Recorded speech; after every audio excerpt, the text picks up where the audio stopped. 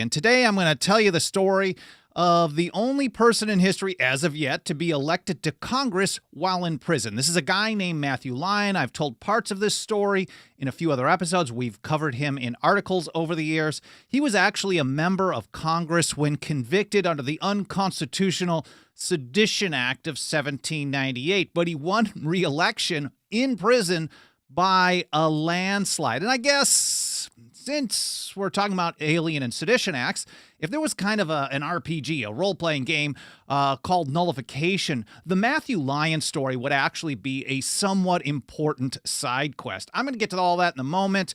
First, a little history on Matthew Lyon himself. I hope you find this as interesting as I have found as I've dug into it over the years. Kicking it off here from the Encyclopedia of Arkansas, Matthew Lyon was born July 14th, 1749. I think some of his history actually sets the stage for how this plays out later in his life. So he was born in Ireland. His father was a political protester and was killed when Lyon was a young boy. Matthew received his early education in Dublin, where he began to learn the printing trade. So his father was a dissident, was killed. He was a printer, and his mother then refused to allow him to go to the American colonies, so he made his own arrangements, arriving in 1765 and originally working as an indentured servant in Connecticut. From my understanding, he worked as an indentured servant for like 4 or 5 years, a pretty significant amount of time. That way, he was able to pay his way. Now, this is a guy who clearly learned to go his own way, even at great risk. And if you want to learn more about his history and some of the controversies about him through the years, he was a lieutenant with the Green Mountain Boys militia. He was part of the force that captured Fort Ticonderoga, a bunch of other stuff. I'm going to link to this and, well, everything else over in the show notes over at 10thamendmentcenter.com/path to liberty. But now getting to this side quest, this elected from prison, elected to Congress while in prison, which is just fascinating. Hear from Jason Mandrish over at Founder of the Day, which I haven't cited in quite a while, but great blog if you want short overview articles of important stuff. By 1797, Jason writes, the now 48-year-old Matthew Lyon was elected to represent Vermont in the House of Representatives.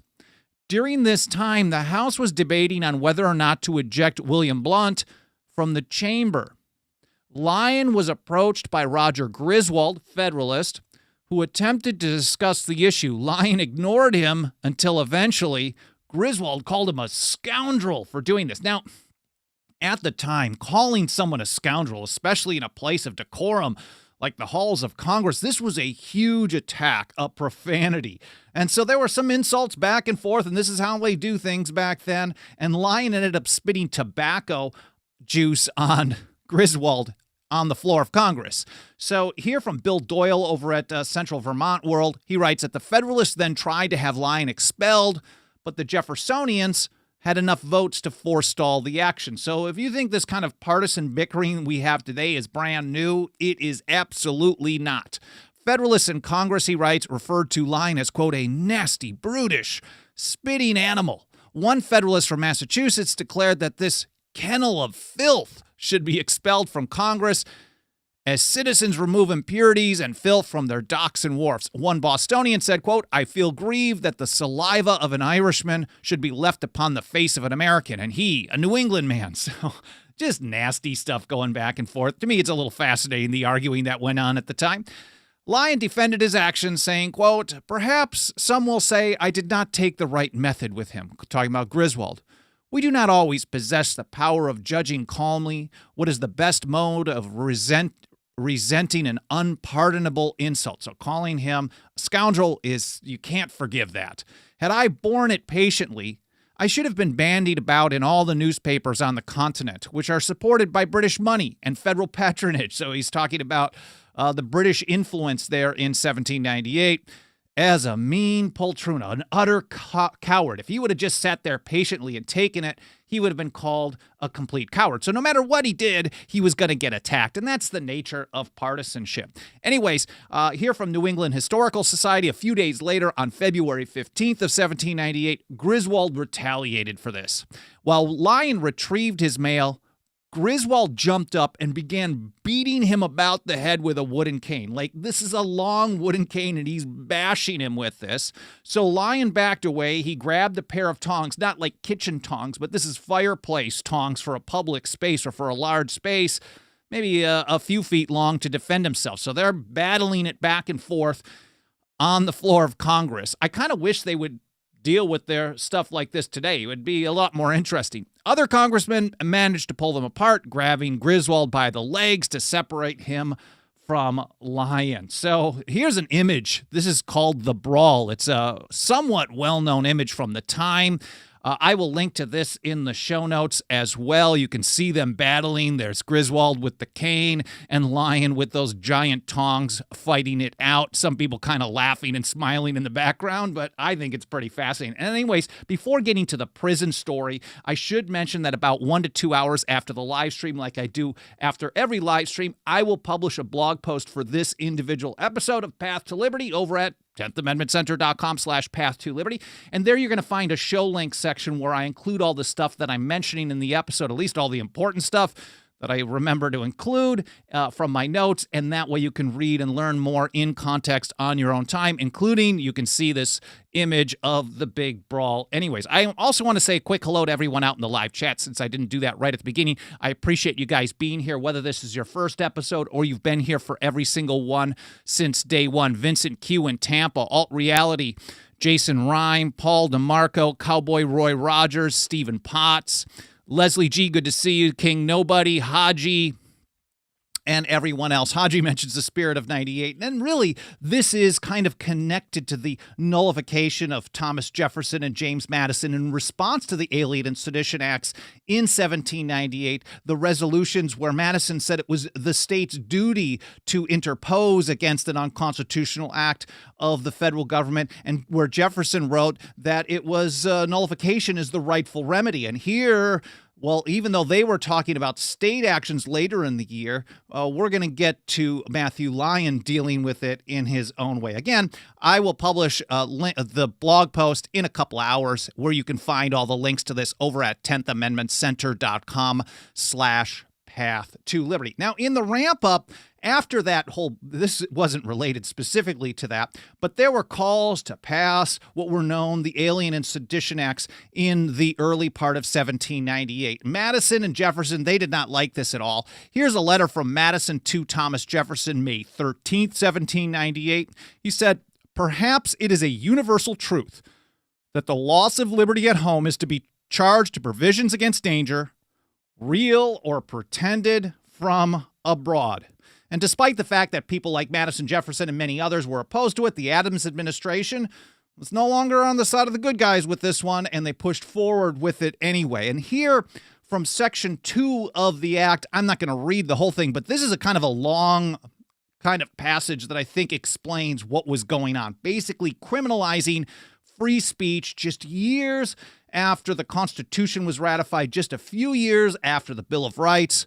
Here, if any person shall write, print, utter, or publish, or shall cause or procure to be written, printed, uttered, or published, or shall knowingly and willingly assist or aid in writing, printing, uttering, or publishing any false, scandalous, and malicious writing or writings against the government of the United States, either House of Congress of the United States or the President of the United States, with intent to defame the said government, or either House of Congress or the President, or bring them or either of them into contempt or disrepute. I mean, mind you, there's some stuff in there that you could probably, say, well, if someone's saying fraudulent stuff, maybe there's something to it. But literally, if you publish stuff and you write or utter whatever, print anything, even utter, just speak stuff that would bring the President, Congress, the government, either House of Congress, into contempt or disrepute. I mean, that would be constant. I mean, these people are absolute garbage in office,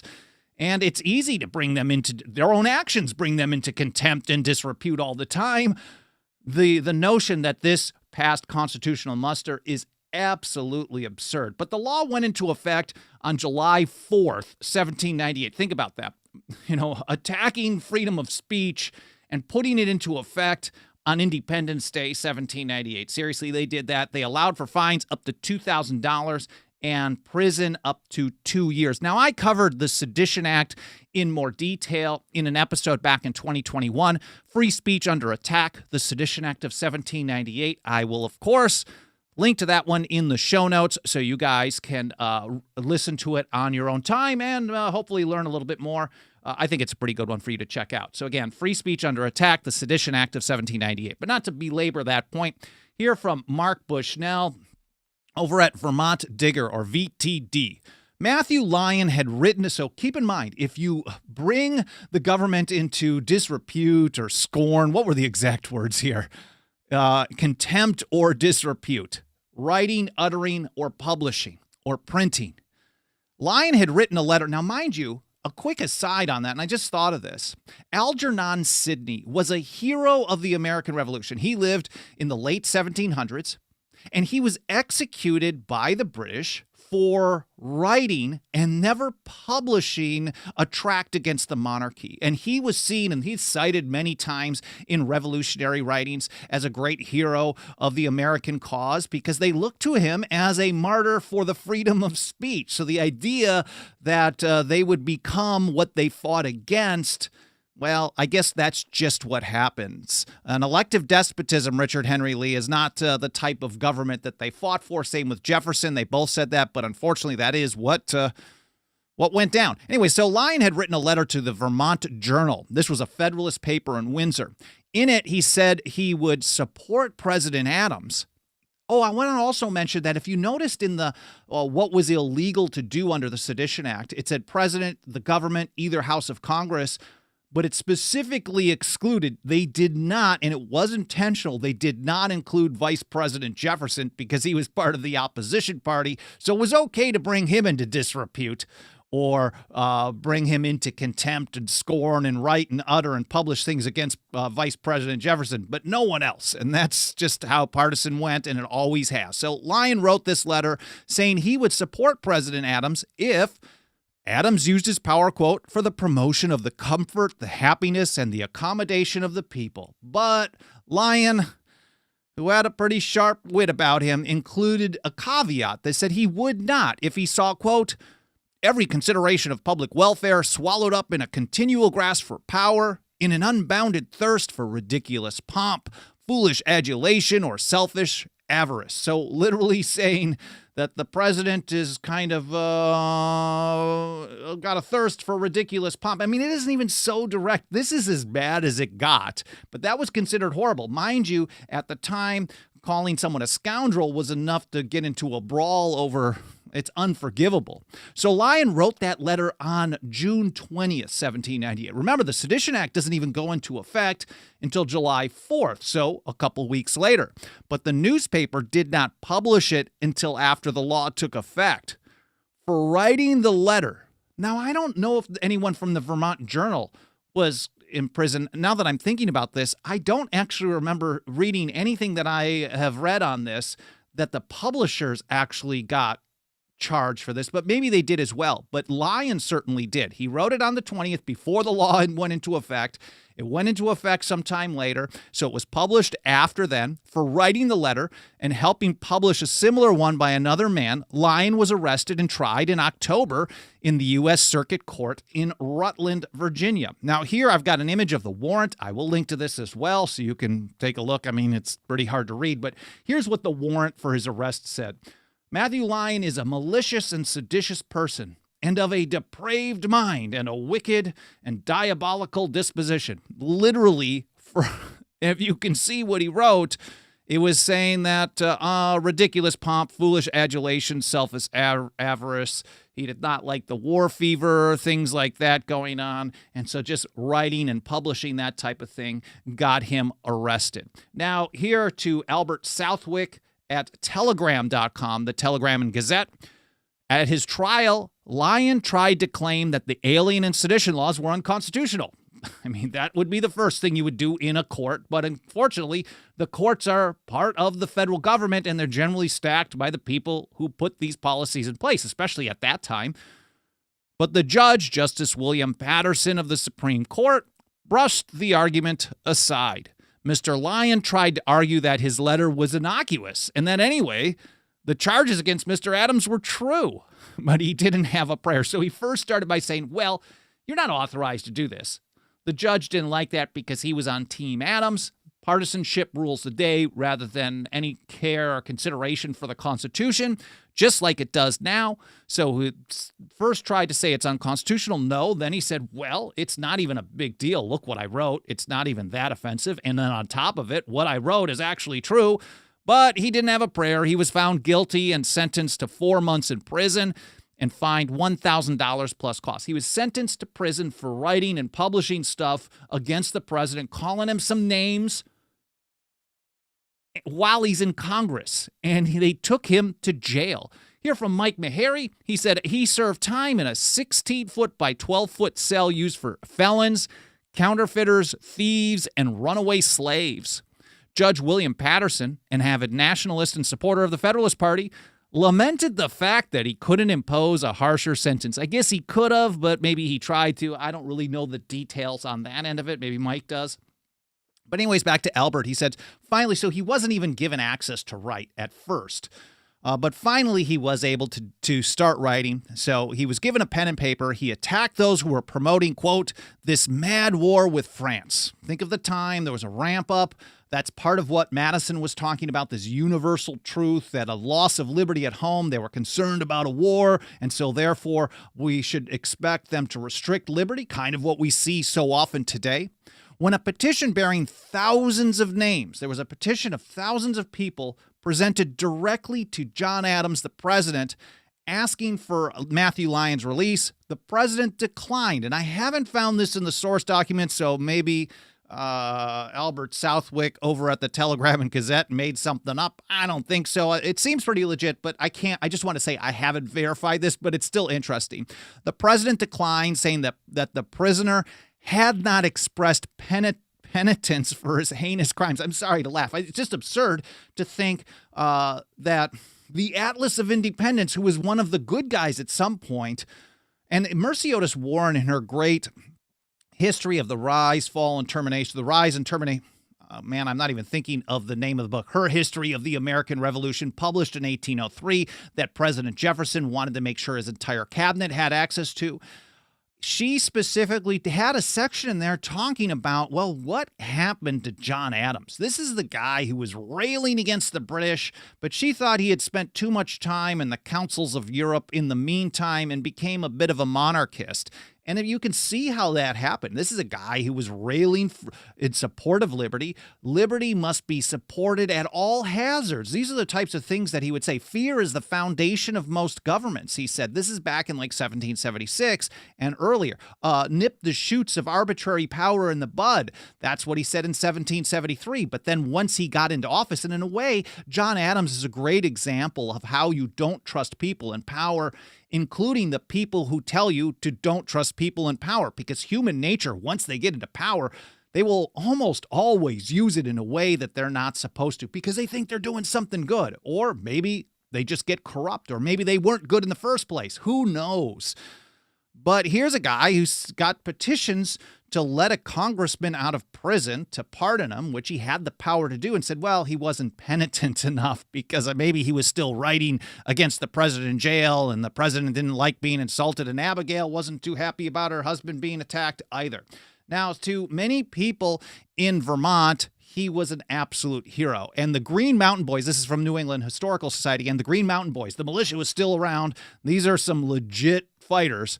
They threatened to destroy the jail. They were going to come in and break him out. Now, this is very similar if you think of, or if you're familiar with the response to the Fugitive Slave Act in places like Milwaukee, Wisconsin, or Syracuse, New York, and some of the responses where they said, okay, if you're going to get someone's going to defy the act, and you're going to throw them into prison, and the act shouldn't exist in the first place, and we're going to break them out. And that was the mentality of the time. But Matthew Lyon actually urged them not to do it. So he decided to run for Congress instead. While he's in prison, mind you, this is a 4-month process. He ran for Congress from jail and won, and it was a landslide.